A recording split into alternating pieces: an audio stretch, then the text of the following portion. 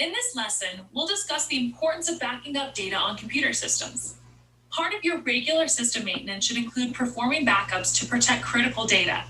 The backup process creates a copy of the data on your system. If an emergency occurs, such as a failed hard disk or a natural disaster, you can use a backup to recover your system.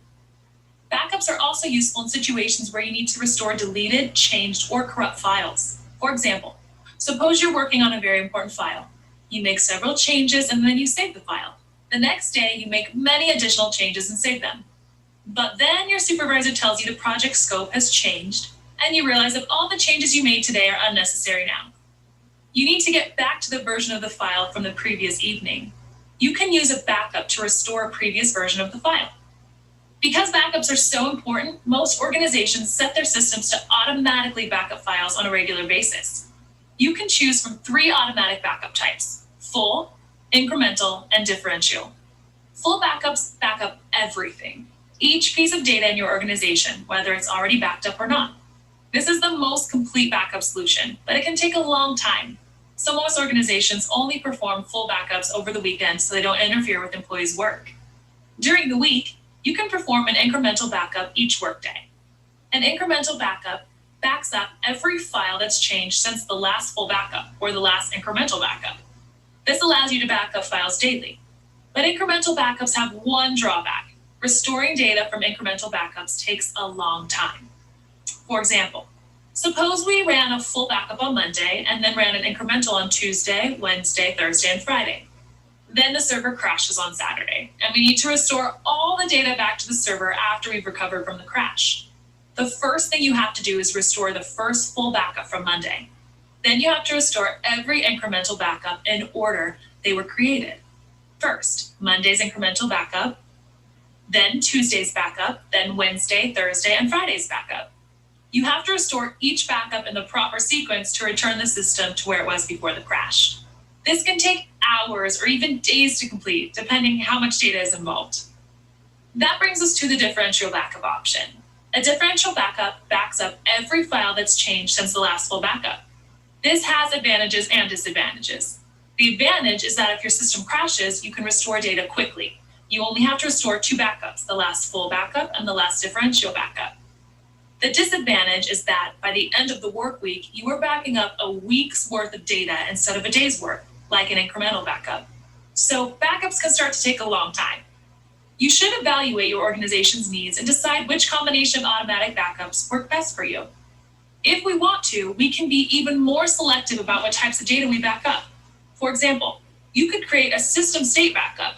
This backup contains system state data, including anything required by the operating system to restore the configuration for your computer, such as operating system files, registry settings, drivers, and any other configuration information required to run the operating system.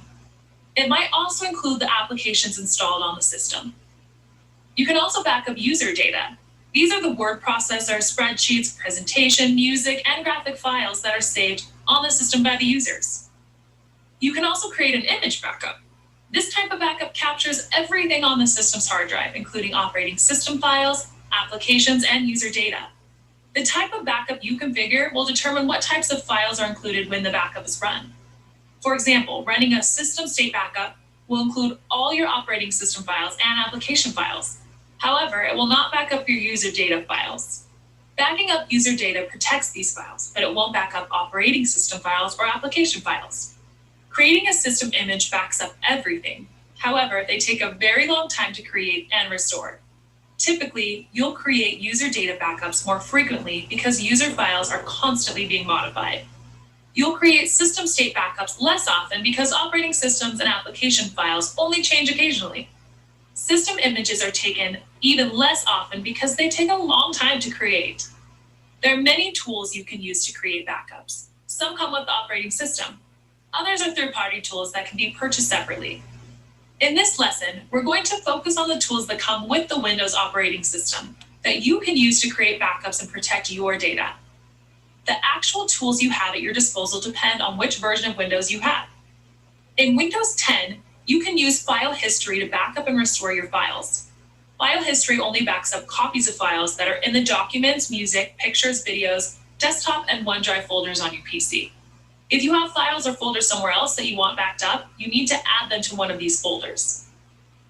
File history also allows you to back up and restore Windows 7 computers within Windows 10. You can find the options to do that on the backup page in Settings. Over time, file history will have a complete history of your files. So if your data is lost, damaged, or deleted, you can restore them. You can save backups to secondary internal hard drives, external hard drives, optical drives, USB flash drives, network shares, VHD files, and network attached storage, or NAS, or storage area network, is also known as SAN.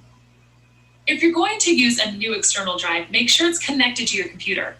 When you see a notification asking if you want to configure the drive for file history, select it, and then turn on file history when the screen appears. Server versions of Windows provide several additional backup options. A full server backup backs up all volumes on the server, which allows you to recover the full server. Because server data is so critical, you should choose this backup option. A bare metal recovery backup creates a backup that can be used to recover just the server operating system. Only the critical volumes are backed up. Another mechanism that's used to protect Windows systems is called System Restore. System Restore is extremely useful. It takes periodic snapshots of your computer system state data. The first snapshot includes the entire system state. Subsequent snapshots are taken periodically after that. However, they include only the changes that have taken place since the last snapshot was taken. Using System Restore snapshots, you can restore your computer to any previous point in time when a snapshot was created. For example, suppose you need to install a new video driver on your system. Before you install it, you take a snapshot. Then, after you install the driver, you find it causes huge problems with your system.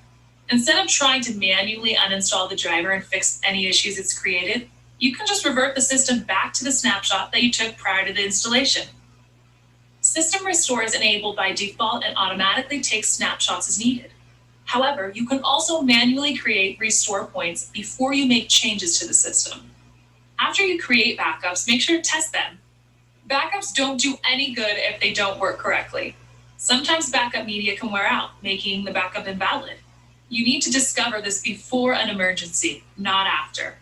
Also, be sure to store your backup media in a safe place. It doesn't do any good to take a backup only to find that you can't restore from it or that you can't find it because it was lost or used for something else. So, we've talked about lots of ways to back up your data, but what if something happens to your hardware? What if something happens to your whole facility, like a hurricane or fire? What you need is a backup site, a second data center where you can relocate and keep your organization services up and running. There are 3 types of backup sites: hot, warm, and cold. We're going to talk about each of them. But remember that no matter what type of backup site you use, it needs to be far enough away from your primary work site that if there's a catastrophe, even a large one like a terrorist attack or natural disaster that wipes out acres of land, your backup site will be safe from harm.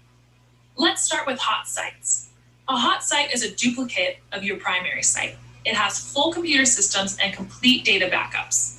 Hot sites use real-time synchronization with your primary site to make sure data is always up to date, and you can have the site up and running within minutes or hours if your primary site goes down.